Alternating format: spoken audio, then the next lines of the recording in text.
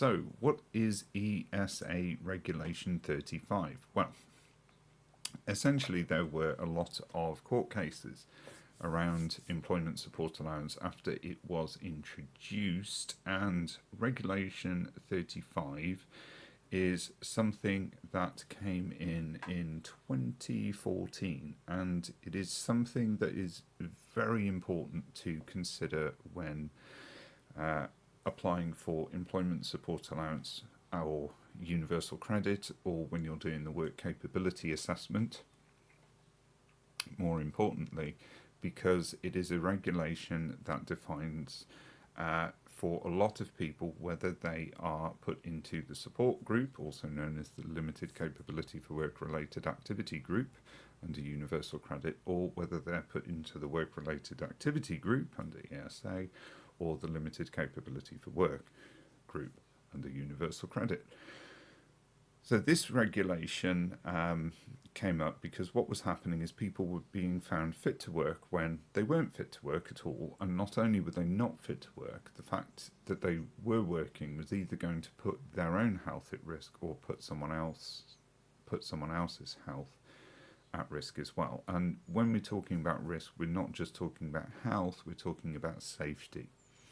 So this could be anything, for example. So if a person is likely to have a seizure or blackout, that's not the sort of person that should be driving a forklift truck. And even if they're working in a shop, somebody having a seizure or blackout while they're, working, stacking shelves or serving customers could lead to them having a fall and injuring themselves in some way, and potentially even injuring somebody else. So imagine if you're stacking shelves and you've climbed upon a footstool or a ladder, you're putting something in on the top shelf, there's an older lady below you on the bottom shelf, and you have a blackout while you're holding a big box of baked beans tins, then that could be a bad situation for everybody.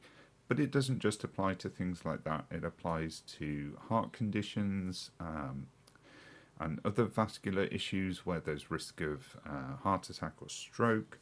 It could be related to cognitive abilities. It could be related to pretty much any health condition. And indeed, one might argue that the person's own health or the risk for the health and safety of other people is one of the main reasons that doctors sign people off as being unfit to work. Okay, and as I keep maintaining, being signed off as unfit to work is actually a form of treatment in itself, despite what the Conservatives and indeed quite a few members of the Labour Party maintain. So, how does this regulation work in practice? So,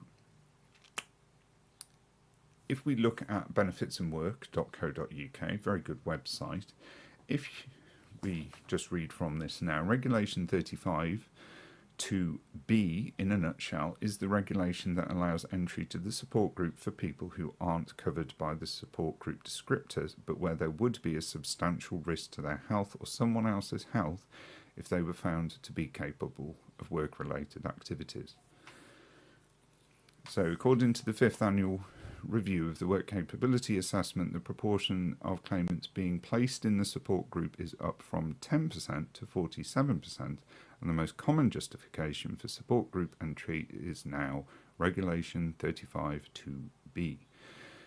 So, in 2013, a total of 30% of all support group awards were on the basis of Regulation 35, up from just 17% in 2009.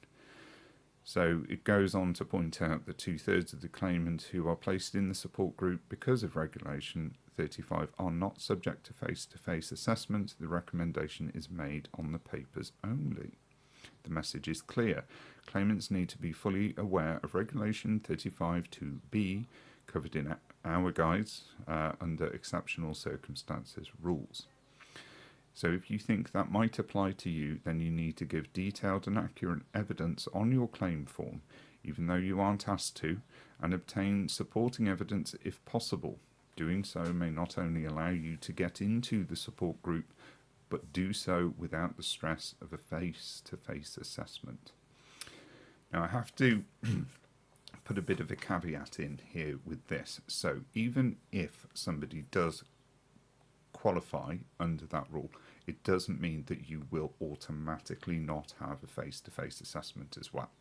Okay. If there's a significant amount of evidence, then you may be able to be decided on the papers alone, so that you don't have to have the face-to-face assessment. But more than likely, even if you achieve this, you will still either have to have a face-to-face assessment, or, as is more common now, 10 years later, a telephone assessment. That does happen as well. So it entirely depends on the type of risk or safety that there is for you attending that assessment, or the type of evidence that you've provided as well.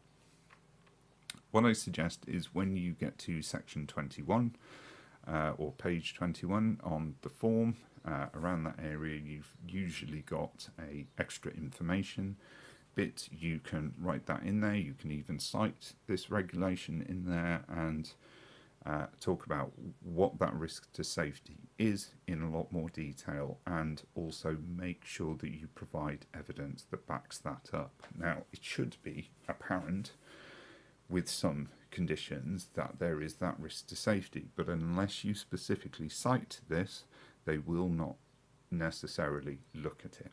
So you have to be really very, very clear as to the risk of safety and what that risk is. Okay, so bear that in mind, and yeah, hopefully that will make the process a little bit less painful for most people doing it. It's also really useful if you have been put in the wrong group and you want to appeal that, or if your application has been turned down altogether, to use that regulation in your arguments. But again, you must have evidence to support it. So there we go. That's my little comment on that, and I hope that was a benefit to you, and see you all again soon. Take care. Bye.